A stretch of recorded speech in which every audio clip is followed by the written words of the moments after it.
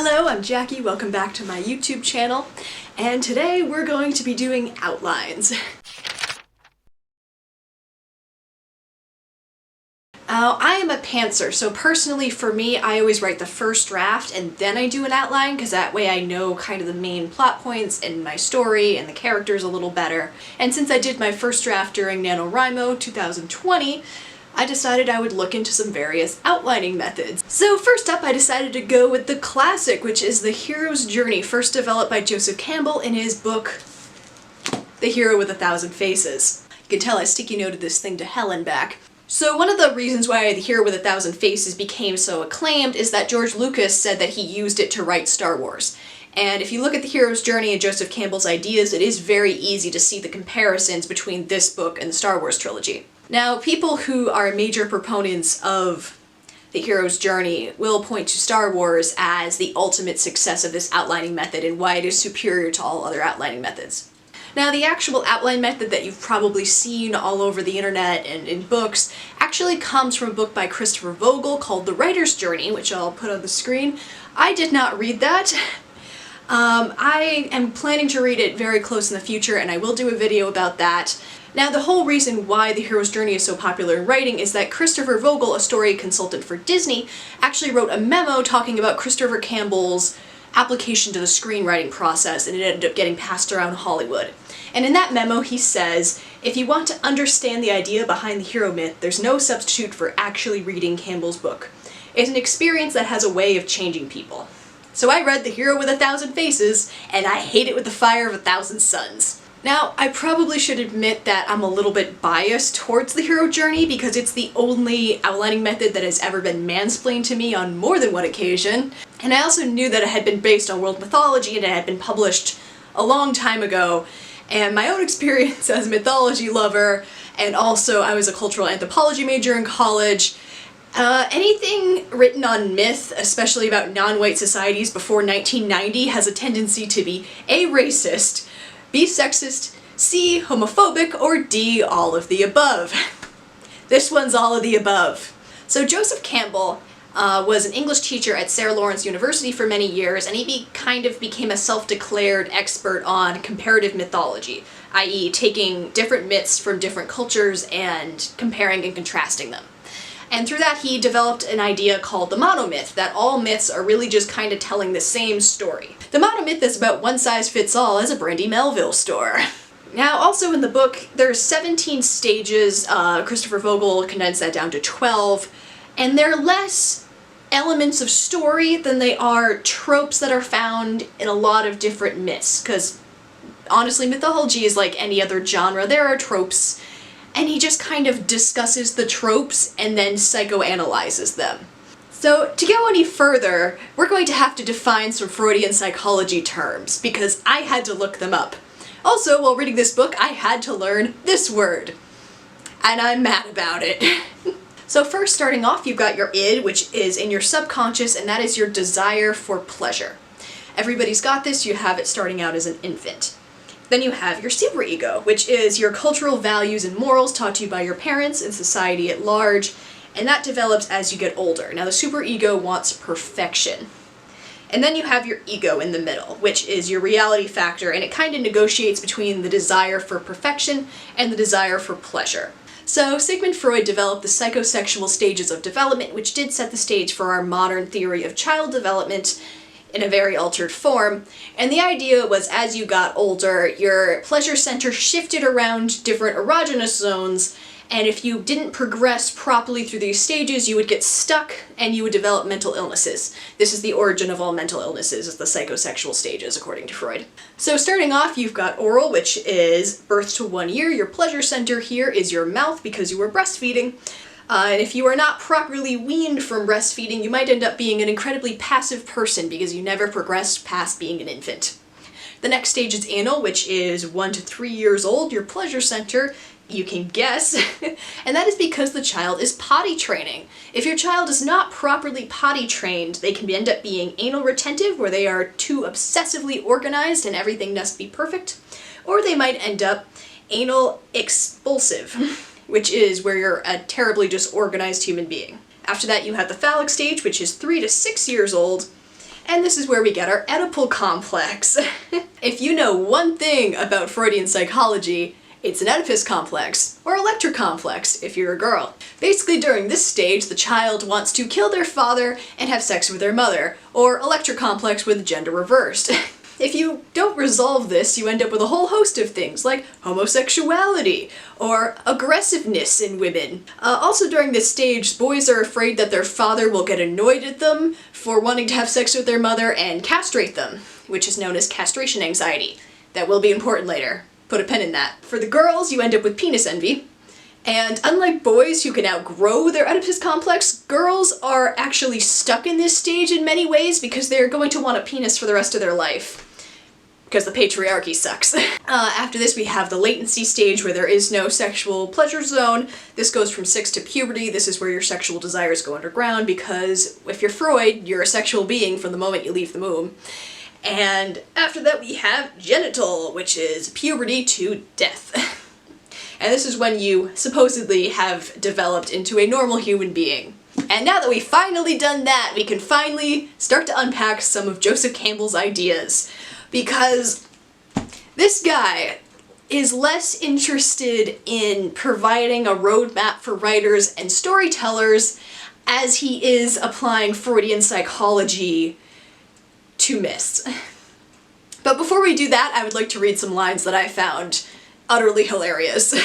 The second is the dream of a young girl whose girl companion has lately died of consumption. For it's impossible to trust the terrifying father face. The culminating instruction of a long series of rites is the release of the boy's own hero penis from the protection of his foreskin. Apparitions of this order, with loins of irresistible attraction and breasts bursting to be touched, are known to all hermit resorts of history.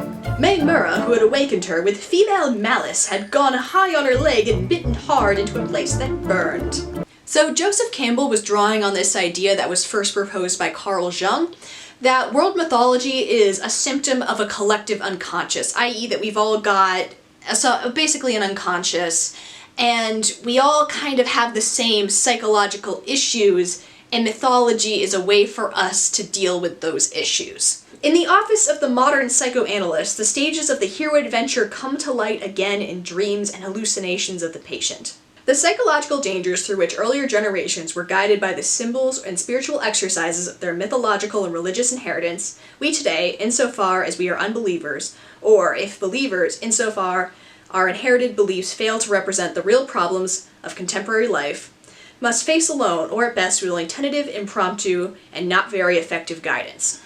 I did skim sections of this book because it turned into a lot of psychobabble at certain points. So Campbell's theory is that in this collective unconscious, myths actually served as a form of therapy. They were a guiding principle through which everybody should have modeled their life. And now that those myths are dead, so to speak, we now have to go to therapists. I can't take this seriously. Oh my god. Like, I can't even tell if the guy believes his own BS, or like, I can't like tell if he's serious. A lot of people actually know Joseph Campbell from the PBS miniseries that he actually did, which was filmed at Skywalker Ranch and was premiered in 1988. And in the 30 years between this book coming out and being interviewed for PBS, the Freudian origins of his theories were really filed off. So they sounded a lot more sane, and also the fact that you can't say things like, the great father snake is calling for their foreskins on national television, he just sounds way more sane. Now Joseph Campbell does do a good job of referencing a variety of different cultures in this book. He's got Greek mythology, he references the Bible, the Quran, he does a lot of stories from the life of the Buddha. And I was actually quite impressed with his relatively enlightened ideas on Christianity and the importance of other cultures. In fact, he calls out a similar mythologist for saying that the answer to all of modern problems is to return to the fold of the Catholic Church, saying that any religion is equally valid as Catholicism. Even so-called Christian nations, which are supposed to be the world redeemer, are better known to history for their colonial barbarity and interscene strife than any practical display of that unconditional love. Damn, dude! Calling out Christianity! Good on you! But then he says this: there can be no doubt that no matter how unilluminated the stark, naked Australian savages may seem to us. Really? Dude. So now that we've gone through the psychological underpinnings of this theory, we're ready to jump into the 17 steps, which, a reminder, they're less steps that every single story goes through as they are tropes and manifestations of our collective unconscious as human beings. Step 1, the call to adventure. This one is self-explanatory. The hero is called to go on a quest. I did like how he references the princess and the frog represents the darkness in humanity. Number 2, the refusal of the call. This chapter enraged me like no other chapter in this book, and that's because he references the myth of Daphne, which you can tell in a romantic way, and you can tell in a non-romantic way. So this story is about the river naiad Daphne, who happens to be hanging out by the water when Apollo comes by. Apollo makes an advance towards her, she turns him down, and something about Apollo's doesn't feel quite right, so she takes off running. Apollo decides that this is a great opportunity to give chase. Remember how I said there's a romantic way to say it? He's either madly in love, or he's a guy who's not taking no for an answer. So the way Joseph Campbell includes it in his book is he's got a translation from Ovid, and I'm going to be reading it directly. The wind bared her limbs, the opposing breeze set her garments aflutter as she ran, and the light air flung her locks streaming behind her. Her beauty was enhanced by flight. But the chase drew to an end, for the youthful god would no longer waste his time on coaxing words, and, urged on by love, he pursued her at the utmost speed. Just when a Gallic hound has seen a hare on an open plain and seeks its prey on flying feet, but the hare safely he, just about to fasten on her, even now thinks he has her, and grazes on her very heels with his outstretched muzzle, and she knows not whether or not she has already been caught, and barely escapes from the fangs and leaves behind the jaws, just closing on her. So ran the god and maid, he sped by hope, and she by fear. Now Daphne realizes that she's not going to be able to outrun a god, and she's not going to be able to say no, so she actually calls out to her father, who is a river god, and asks him to turn her into a tree in order to save her. And that is the origin of laurel trees. Now Apollo, in his grace, accepts the laurel as his favorite flower and gives it out to the champions of the Olympics. Now what does Joseph Campbell have to say to that? This is indeed a dull and unrewarding finish. Now the analysis of this myth is that Daphne's call to adventure was Apollo hitting on her, and by turning into a tree, she refused that call. His psychoanalysis of Daphne is that she's suffering from an Electra complex because she asks her father to save her for being raped rather than having sex with an eligible man. Ladies, don't you know that when a random guy at the club asks to have sex with you, that's your call to adventure? I'm particularly upset by this because I read this as a myth of a woman asserting her bodily autonomy and choosing her family over a random guy who wants to have sex with her. And I'm really mad that it's turned into women are suffering from Electra complexes if they refuse to sleep with me. Also, at this point in the book, he references the Sleeping Beauty myth, or Little Briar Rose as he refers to it as, specifically the part at the end when she pricks her finger on the spinning wheel and everybody in the kingdom falls asleep. I was really confused because that's like 3/4 of the way through the Disney movie. And then I realized that he's referring to the original Sleeping Beauty myth, which I won't even get into here because I think I would get demonetized or taken down, but I'm going to direct you to episode 119 of the Myths and Legends podcast. I love it, can't recommend it enough. It's way more enjoyable than this book was.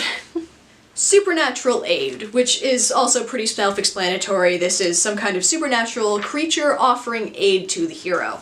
Number 4, the crossing of the first threshold. Now, one of the things in the hero's journey that does, I think, translate well to storytelling is there's a cycle between the known and unknown worlds. When the story starts, you've got your hero, they're in their comfort zone, they know everything that's going to happen, and they have to cross a threshold into an unknown world.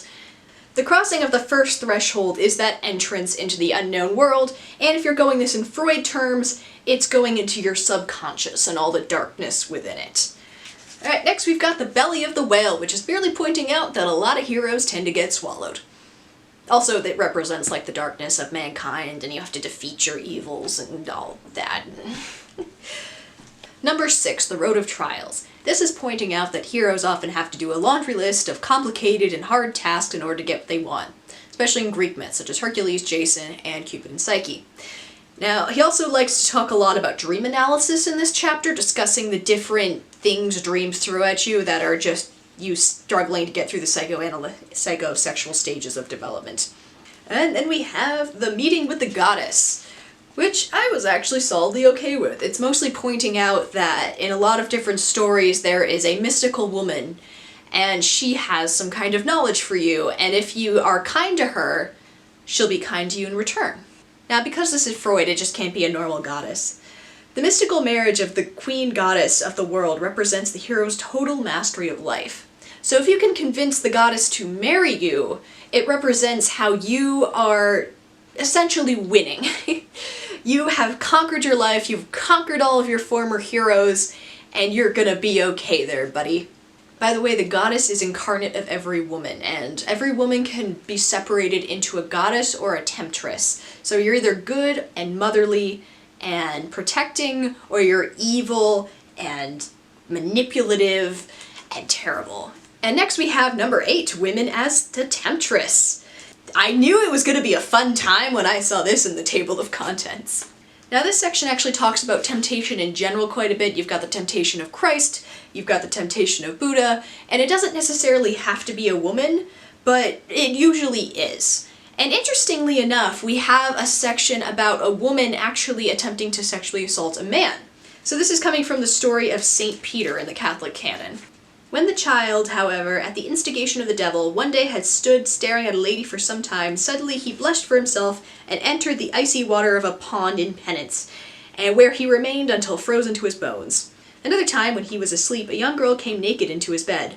Bernard, becoming aware of her, yielded in silence the part of the bed in which he lay, rolling over to the other side, and returned to sleep.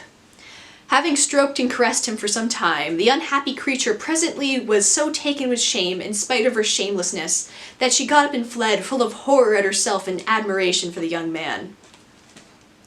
Still again, when Bernard, together with some friends, one time had accepted the hospitality of the home of a certain wealthy lady, she, observing his beauty, seized with passion to sleep with him. She arose that night from her bed, and came and placed herself at the side of the guest. But he, the minute he felt someone close upon him, began to shout, "Thief! Thief!" Immediately thereupon, the woman scuttled away, the entire house was on its feet, lanterns were lit, and everybody hunted around for the burglar. But since none was found, all returned to their beds and to sleep, with the sole exception of the lady, who, unable to close her eyes, again arose and slipped from the bed of her guest. Bernard began to shout, "Thief!" and again the alarms and investigations. After that, even a third time, the lady brought herself to be spurned in the like fashion. So she finally gave up her wicked project, and out of either fear or discouragement. On the road the next day, the companions of Bernard asked him why he had so many dreams about thieves. He replied to them, "I had to repel the attacks of a thief, for my hostess tried to rob me of a treasure, which, had I lost it, I should never be able to regain." So on one hand, we have the attempted rape of a woman, and it's the refusal of the call to adventure. And on the other, we've got the attempted rape of a man, and it's treated as rejecting temptation. Cool. Number 9, Atonement with the Father. This was my favorite chapter in the whole book, because at a certain point I just stopped reading it with any kind of seriousness and just started viewing it as hilarious. And this is the funniest chapter of all, because Atonement of the Father means resolving your Oedipus complex. In order to become a fully realized person, you need to be able to realize that your father is indeed human. You need to be able to kill the perfect image of your father that you have in your mind, and then step into his place in order to become a fully functioning member of society. Which I think has some good metaphorical things. If you fail to do this, however, your father is going to castrate you. Remember how I said to put a pin in castration anxiety? Yeah, we're throwing it back. And as I was reading this chapter, something about Star Wars just clicked for me. You know how in the scene where Luke is confronting Darth Vader and Darth Vader says, "I am your father," and Darth Vader chops off Luke's hand, and then he gets a new hand, and just the fact it's a fake hand is never referenced ever again? Yeah. So, isn't a good way to read this scene that Luke has confronted his father and failed, and therefore his father has castrated him. Now you see there's going to be an epic lightsaber battle, they're gonna go zoom, zoom, zoom, and Luke can't beat his father, and it's gonna be so cool, and then he's gonna cut off his dick. You can have anything above the waist. Deal. Number 10, Apotheosis. This is essentially where you've resolved all of your issues and now you get to become a god. Number 11, the ultimate boon. This is where instead of becoming a god, you get a really nice gift. Number 12, Refusal of the Return. This was actually my favorite chapter because he only references one myth, and it's about a Hindu warrior king who's so tired after his adventure that when the gods offer him anything he wants, he says, he might be granted sleep without end, and any person chancing to arouse him should be burnt to a crisp at the first glance of his eye. And then Joseph Conrad responds, and you shall say his decision was altogether without reason, which I think is the academic way of saying big mood. 13, Magic Flight. This is just referring to the fact that a lot of myths have chase scenes. 14, Rescue from Without. A lot of times heroes have to get rescued. 15, The Crossing of the Return Threshold. This symbolizes the exit from the unknown world which the hero has now completely mastered and solved all of their psychological issues, and now they get to re-enter the normal world. Number 16, Master of Two Worlds. Now that the hero has gone on this epic journey, they now have a lot of epic knowledge. Number 17, Freedom to Live. Essentially, after the story is over, the hero gets to live a normal life. The end. So after reading this book, I ended up being very confused as to why this is still referenced by so many writers as the ultimate writing guide, when it's just really not. It was never intended to be a writing guide, and people like Christopher Vogel and George Lucas finding it helpful in storytelling was kind of purely coincidental. This was intended as an academic work for other comparative mythologists. So I ended up going online and looking up YouTube videos of people who really like this book. And the conclusion I came to is that people who love Joseph Campbell and the Hero with a Thousand Faces want to be heroes. A lot of them are white guys running inspirational channels. Another one was an inspirational company that has pinned my account as a potential customer, and they keep trying to sell me yoga classes. I'm never gonna buy your yoga classes. And I realized that a lot of these guys want to be heroes. They really subscribe to Joseph Campbell's idea that we used to have all of these myths and rites that would guide us through our lives, and they're just gone now in the modern world. By the way, counterpoint to that, I planned a wedding recently. Those rites and rituals are very alive and well. One of my favorite videos about this topic was Your Life is Not a Hero's Journey. I'll pin that up here. And one of the points in that video was the hero's journey was never supposed to be for everybody. It was meant for a very small subsection of upper class men who were the, whatever religion or race they had to be the majority in society. Not to mention a lot of them were, born as gods. This was never meant to include women or people of color in any society. And I think that's why the people who love it so much are white guys. They believe that by virtue of being who they are, they get to be the hero of their own story, whereas people like me have always been told that we are supporting characters or we're the prize at the end of the journey. I don't think that they're bad people. I think that they're genuinely people who have always imagined themselves as the hero, and now that the world is telling them something different, they're looking for answers as to why. And this is their reason why. It's because the world is not the way it used to be. And they want there to be monsters that they can kill and prove that they're perfect. But the thing is, the world never had monsters. It always just had people that disagreed and animals that were minding their own business. The world was never uncomplicated. And I think trying to simplify it down to a series of tropes found in myths, it does it a disservice. Now this is a little bit of a depressing ending, but if you have any other outlining materials you would like me to read and review, go ahead and let me know in the comments. Also give this video a like if you liked it.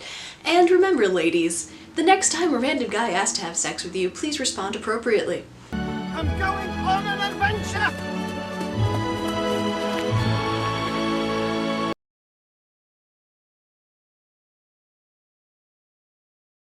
By the way, during the Great Depression, Joseph Campbell and a group of his friends rented out a house in upstate New York and just decided to wait it out until the economy got better. So that's my current plan for COVID.